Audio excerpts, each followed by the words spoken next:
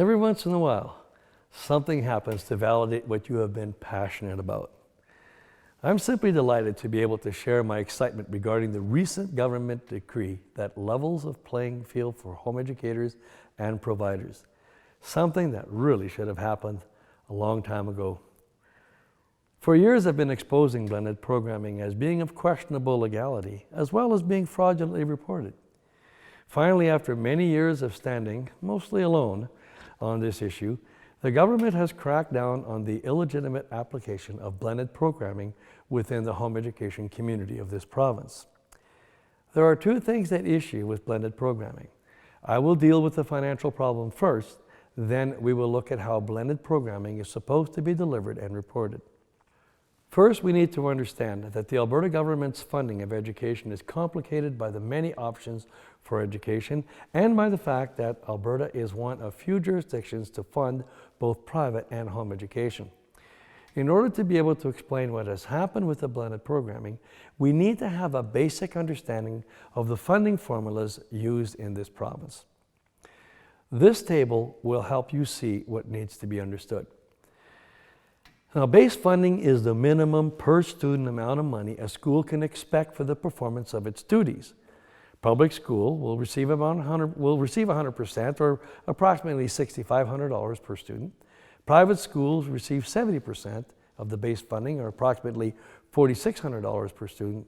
And home education is 25% of this base funding, which amounts to $1,670.80. On top of the base funding, there are a number of additional grants for things such as busing, capital costs, special needs, etc., that nearly doubles the amount of money made available to public schools, but not to private schools or home education. However, for the sake of keeping things as simple as possible, we will refer only to the base funding to explain what happened with blended programming.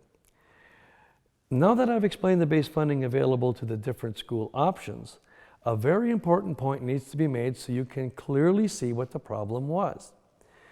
The funding that is made available to schools for home education comes with the stipulation that the school must offer not less than half or 50% of the home education program funding received to the parents. Now let's be very clear on this point. It is only the home education funding that has any stipulation about being made available to the parents. In fact, not only is there no stipulation that the non-home education grant money be made available to parents, there is no mechanism in place to do so. In fact, up until this year, blended program providers made some of this school money available to the parents, likely to entice greater participation into programs that increase profits for school. This type of funding has now been effectively stopped. That is, only the home education funding can now be made available to the parents. Let me explain this a little bit more. If a student is registered for a 50% blended program, the school will receive 50% of the appropriate school funding and 50% of the home education funding. But only the home education funding can now be made available to the parents, and only half of that home education funding is stipulated. Now, this has always been the case, but providers were willing to do what was not permitted, and the government chose to look the other way. Some providers even advertised that blended programming could bring up to $1,700 per child to the parents. That has all changed now. Schools can no longer provide any additional funding to the parents for the school portion of the school's funding. That means that the maximum amount that can be made available to 50% blended programming is $835.40 per student if and only if the school provides 100% of the home education portion of its funding to the family. Now, the greater the school percentage of the blended program, the less home education funding will be made available to the school, resulting in even less being made available to the parents. You need to understand that blended providers will greatly profit from this new directives if they can convince parents to continue with the blended programming in spite of the reduced funding, as they will still receive the same amount of money without needing to share the wealth, if you will, with the families involved. That means now the net income for a 50-50 blended programming will be nearly $3,700 for a public school and over $2,700 for a private school, if they provide only 50% of the home education funding to the parents as the minimum mandated by law. At the same time, they will also find themselves at a disadvantage as they can no longer entice parents with greater amounts of money than parents following a traditional program. So given a choice between all that is required to fulfill a blended program or being able to do their own thing for the same amount of money, parents would likely find that blended programming is far less attractive than it used to be. I hope you're able to see how public and private schools, and let's not forget these independent contracted home education specialists, or the ECHSs, that have been taking advantage of ill-informed parents for many years, trying to buy them with funding that was never intended to be used for such purposes.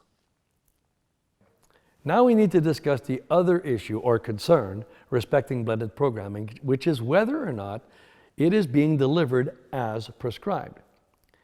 First, let's take a look at how blended programming is defined. Please understand that these rules have always been in place, even if they have not actually been respected. Blended programming is defined as an educational program consisting of two distinct parts. A school-provided program, where a teacher employed by a school board or an accredited funded private school is responsible for providing the planning, resource selection, instructional delivery, assessment, and evaluation of student progress in selected courses that follow the Alberta Programs of Study with the following minimum requirements.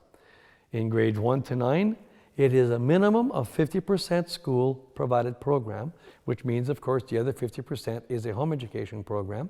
And in grades 10 to 12, there's a minimum of 20% school-provided program, which means, of course, 80% home education program. The other half, of course, is that home education program that meets the requirements of the home education regulation. Let me explain this in plain language, what this is actually saying.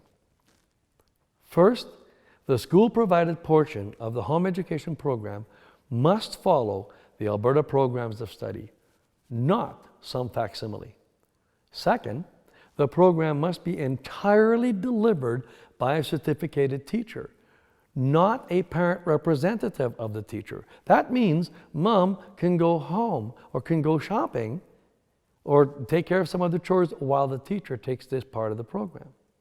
And third, resources are to be selected by the teacher, not the parents. This means using government-approved resources and not replacements. I have always very much doubted that these rules were being followed. It is easy to cheat when parents are being bought off. That is, schools would not report that parents failed to fulfill their roles because they weren't actually the parents' role in the first place. On the other hand, why would parents report the school's failure to meet its obligation when it meant more money for the parents? Again, the new directives has changed all this. Schools can no longer entice parents with any part of the school-based funding. If money was the motivation for either schools or parents doing blended programming, that motivator has now been taken away. Now this leaves me with three concerns going forward. The first is the potential for big losses by providers of blended program who can no longer use money as incentive for blending. Faced with this potential for a reduced profit, if they were willing to bend the rules and the truth in the past, what new form of dishonesty will they employ to maintain their market share today? All I know is that the major providers of blended home education are telling their parents that things will be changing. But I would venture to guess that these changes won't be fully disclosed until after the September 30th deadline for registration is passed. If you are involved with or contemplating blended education, be warned. My second concern is regarding the parents involved in blended programming whose motivation for home educating may have been money or the belief that only government programming will work. What are they going to do now? They will have to decide whether to continue blended programming without additional funds or simply place the children back into school. I'm of the opinion that even a 50% home education is an improvement over 100% school education. Furthermore, should they decide to go strictly home education, there are more than a few providers who will be happy to perpetuate the school mentality with other resourceful yet questionable activities which may negatively affect the greater home education community in the long run. My third concern, or rather should I say question, is now that the blended rules are finally being enforced, how much longer before the providers who are assigning high school credits to students based on what the parents have reported are also taken to task for their questionable antics? Just as blended programming parents were never to have delivered blended programming on behalf of teachers, parents have no authority to determine whether or not students have fulfilled the requirements for government accreditation. That is the teacher's job, and I'm not fully convinced that they can do so honestly. I can boldly claim, as a long-time experienced teacher, that there is no possibility for any facilitator to be fully aware of the curricular requirements of every high school program at every level. Nor is it possible for them to ascertain or assess whether the students had indeed met the criteria for accreditation. Since this type of alignment is not that different from the now discredited alignment of blended programming providers, is it not also about time that the practitioners of this questionable activity also be taken to task? Please understand that no matter how dishonest or otherwise questionable the blended programming has been in the past, it is the schools that have to account for this activity. Parents are accountable to the school, it is true, and the school to the government. And so parents should not be directly implicated for these past practices. For those of you who are loyal to your blended provider and or government programming, watch your step.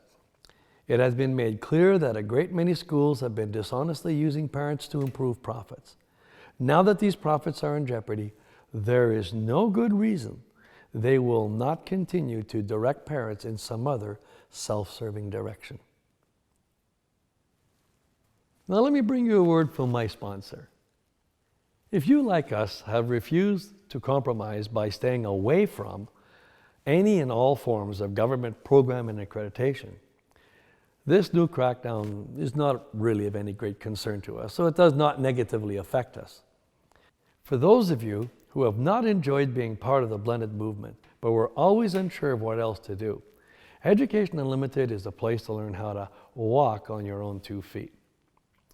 Not only have we always avoided using government program and accreditation, we have long been actively involved in the home education community, lobbying government about the questionable activities of blended programming.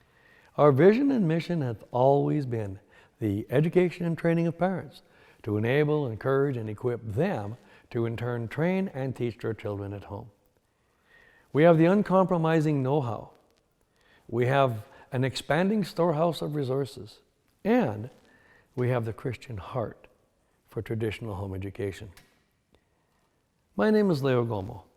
My wife Faye and I started Education Unlimited in 1999, and we are privileged to be continuing on with some of the best people available, working for the Harvest Baptist Academy as their digital, traditional-only home education management system. Thank you for watching this video.